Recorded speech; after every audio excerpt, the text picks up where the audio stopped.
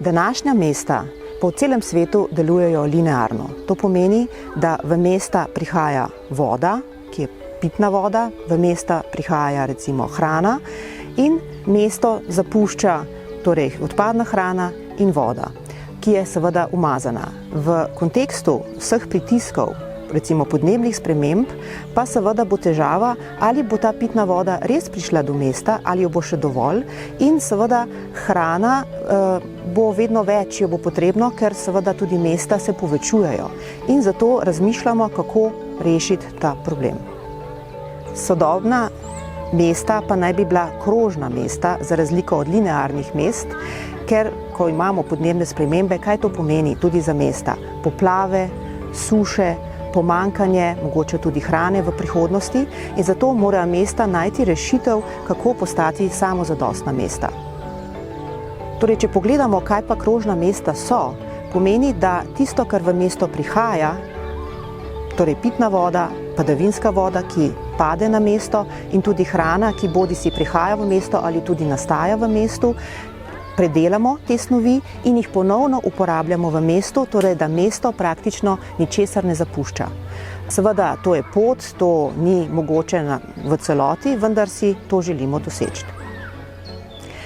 Če pa zdaj pogledamo, kateri so elementi krožnih mest, pa so recimo lahko tudi sonaravne rešitve, s katerimi se tudi ukvarjam in to so lahko rastlinske čistilne naprave, ki so v mestih, lahko so zelene stene, lahko so zelene strehe, lahko so parki, kjer se voda lahko razliva, lahko so tudi površine vrtičkov ali urbanega kmetijstva.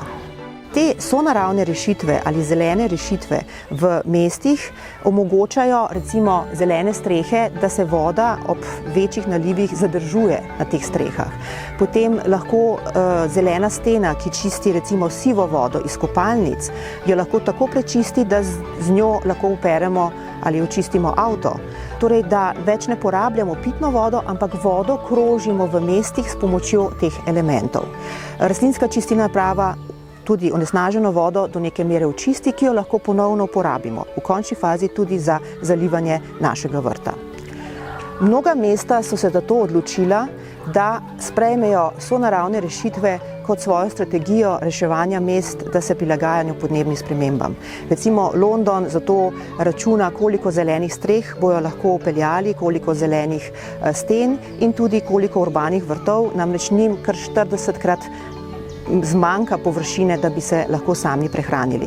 In v okviru projekta, ki ga imamo z 11 mesti v Sloveniji, torej EDISIT.net, razmišljamo oziroma računamo, kako bi to aplicirali ali pa implementirali v mnogih mestih širom sveta. V okviru projekta EDISIT.net pravzaprav to raziskujemo, da na primeru vrtička pogledamo, ali vrtiček sploh bo imel ali ima zadostne vire vode, kakšni so te viri, ali so zdravi, to pomeni, da je voda zdrava, in odkot prihajajo hranila. In če jih vzamemo iz mesta, pomeni, da smo začeli zapirati to zanko. In to je tudi cilj.